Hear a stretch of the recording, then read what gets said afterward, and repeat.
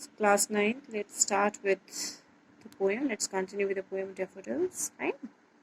Yesterday we did the first paragraph where the poet is comparing himself to a patch of cloud that floats through the hills and the valleys. Suddenly he saw a crowd of golden daffodils, and where he saw that beside the lake beneath the tree. What the daffodils were doing, they were fluttering and dancing happily in the breeze.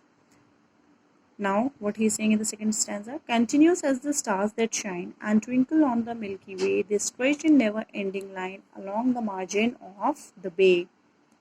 10,000 I saw at a glance, tossing their head in sprightly dance.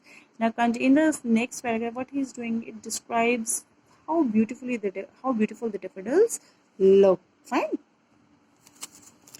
And the poet recalled, he remembered, the daffodils were growing in a long, unbroken chain along the bank of the lake.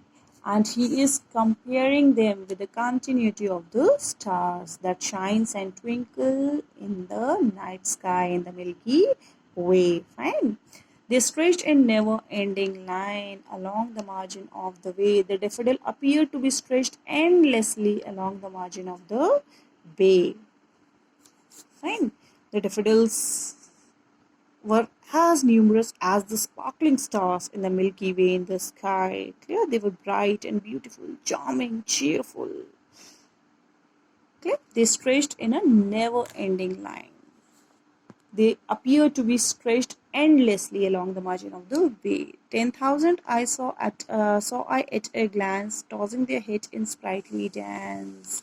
Now, it seems to the poet that the beautiful flowers stood in a never-ending line, and here the poet is using hyperbole. He's exaggerating the fact, the numbers of daffodils.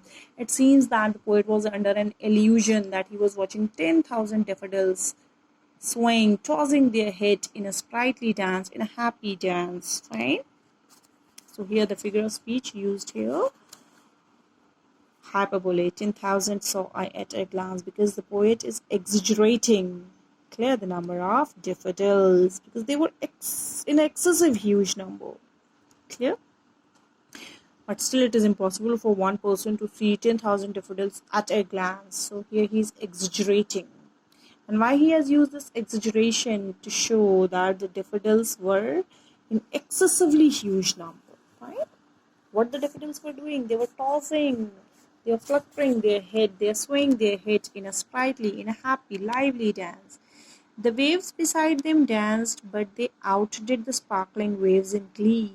A poet could not be but gay in such a jocund company. I gazed and gazed, but little thought what wealth the show to me had brought. Now, already in the very first paragraph, I told you that the poet saw the daffodils beside the lake, clear, were nodding their golden heads beside the foaming wave. Here the poet is comparing the dance of the daffodils with the dance of the waves.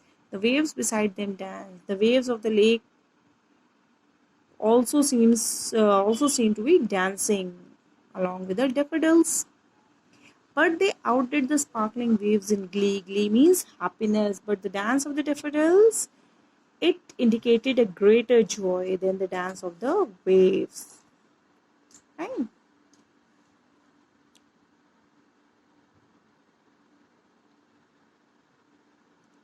Is it clear? The beauty of the daffodils, the dance of the daffodils suppressed the beauty of the sparkling waves. Why the waves are called sparkling? Because the sun rays are falling on them. That's why they were shining. Clear? A poet could not be but gay in such a jocund company. Gay means happy. Jocund company means in a cheerful company. Now the poet feels that he could not do anything except to be happy in such a lively, in such a cheerful company. The poet was enchanted by the whole scene. He was spellbound by the scenic beauty of the daffodils. Clear? I gazed and gazed, but little did thought what wealth the show to me had brought. The poet was enchanted.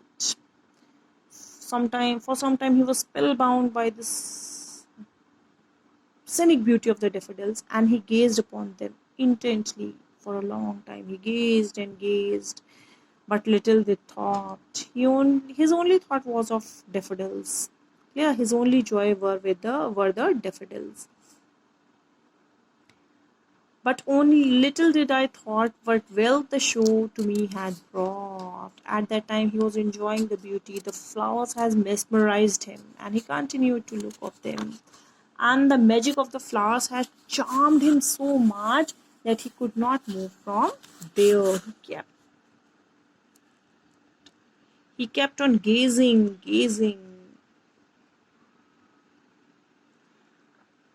And at that time he could not realize that what a treasure of pleasure, what a treasure of joy the scene has brought to him. He had not realized the amount of joy the sight of daffodils would bring to him in future. At that time he did not realize that the sight of daffodil would give him joy, would give him pleasure even in future. So what is the wealth referred here? The joy that the sight of the daffodils has brought to him, right?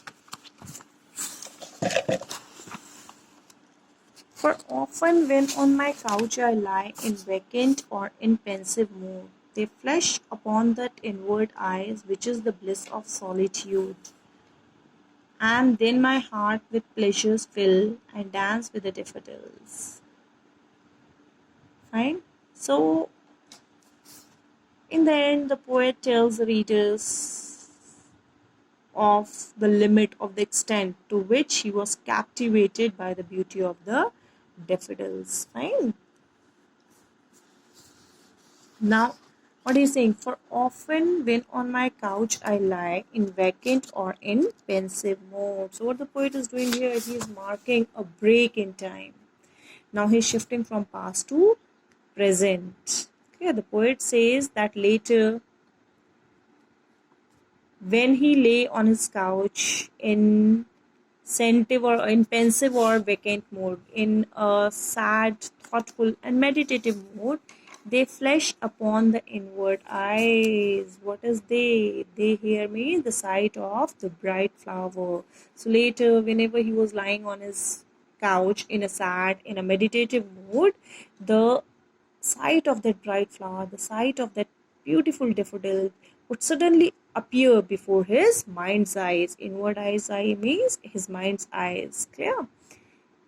Which is the bliss of solitude. Bliss means blessing. And when it happened, it usually happened when he was alone.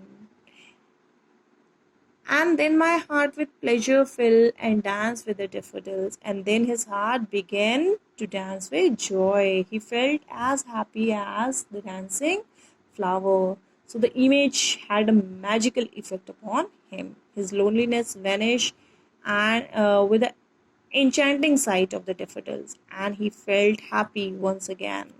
So what he's saying, whenever he was lying on his couch in a sad or in a pensive mood, the memories of the daffodils, the image of the daffodils flashes in his mind and bring him happiness, which is a bliss of solitude. What does it means? The bliss of which is a blessing of solitude, because he usually imagined them whenever he was alone. Clear? So this loneliness is overtaken by the images of the daffodils. Clear? And his heart was filled with happiness, and his heart started dancing, right, with the daffodils.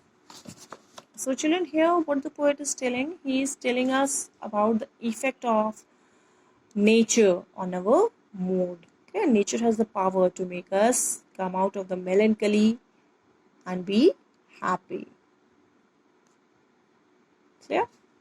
So, and you can see the difference between the mood of the poem from the beginning stanza. In the beginning stanza, the poet was sad.